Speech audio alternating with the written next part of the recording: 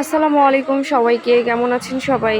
আজকের এই ভিডিওটা নিচ্ছি দুপুর থেকে। দুপুর অলমোস্ট এখন 3টা বাজে।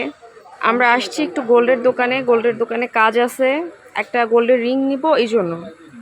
কিন্তু আমরা দোকানে এসে শুনি আমাদের রিংটা এখনো বানানো হয়নি। আমরা রিংটা বানাতে দিয়ে গেছিলাম আরও 7 থেকে 10 দিন আগে। এখন দোকানদার বলছে আমাদের রিংটা বানানো হয়নি। কেমনটা লাগে বলেন? আর আমার জান বাচ্চাটা তো দোকানে বসবেই না, তার গরম লাগছে। এই সময় অবশ্য কারেন্ট ছিল না। এরপরে আমরা গোল্ডের দোকানের কাজ শেষ করে ভ্যানে উঠে গেছি। আমাদের এলাকায় ভ্যান চলে, আমাদের যাতায়াত মোটামুটি ভ্যানেই করতে হয় সবার। আর ভ্যানের জার্নি আমার খুবই ভালো লাগে। আমরা আজকে যাচ্ছি খুলনাতে।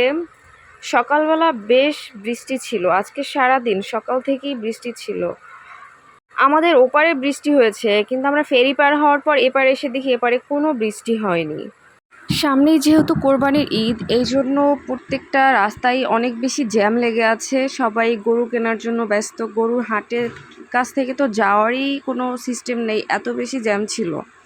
আমাদের এইখান থেকে 5 মিনিটের রাস্তা ক্রস করতে আমাদের প্রায় 2 ঘন্টা লেগে গেছিলো, এত বেশি জ্যাম ছিল। আমরা একটা অটো নিয়েছিলাম আমাদের বাসা থেকে খুলনাতে যাওয়ার জন্য। কুরবানির টাইমে আমার সবথেকে খারাপ লাগে এই গরুগুলোর দিকে তাকাতে। ওদের চেহারার দিকে তাকালে এত বেশি খারাপ লাগে। একটা চেনা শহর থেকে অচেনা শহরে তারা চলে যায়। আমি দেখছিলাম ট্রাকে করে গরুগুলো যাচ্ছিল আর পিছন ফিরে তাকাচ্ছিল। এই দৃশ্যটা আসলেই দেখা যায় না। তবে আসলেই কিছু করার নেই, আমাদের যেহেতু নিয়ম এভাবেই করতে হবে। তবে এই দিকে এসে দেখি আবার একদম ফাঁকা রাস্তা, কোনো জ্যাম নেই, কিছু নেই, অনেক ভালো লাগছে। আর এই রাস্তাটা কে কে চিনেন বলবেন আমাদের বাগেরহাটের যারা যারা আছেন। আমি তো প্রায় 6-7 মাস পরে খুলনা যাচ্ছি। বাই দ্য ওয়ে, এবার খুলনাতে কিন্তু আমি, আমার নানু, আমার আম্মু, আমার 2টা মামাতো বোন অ্যান্ড আমার 2টা বেবি, আমরা একসাথে যাচ্ছি। ট্রলারে উঠলে আমার একটু ভয়ই লাগে বাচ্চা কাচ্চা নিয়ে। জানি না আমি কেন পানি অনেক বেশি ভয় পাই, আমি এটাও জানি না, আমার পানি খুবই ভয় লাগে। আমার মেয়ের অবস্থা দেখেন, সে কিভাবে বসে আছে। ও তো এই ট্রলারে উঠতেই চায় না।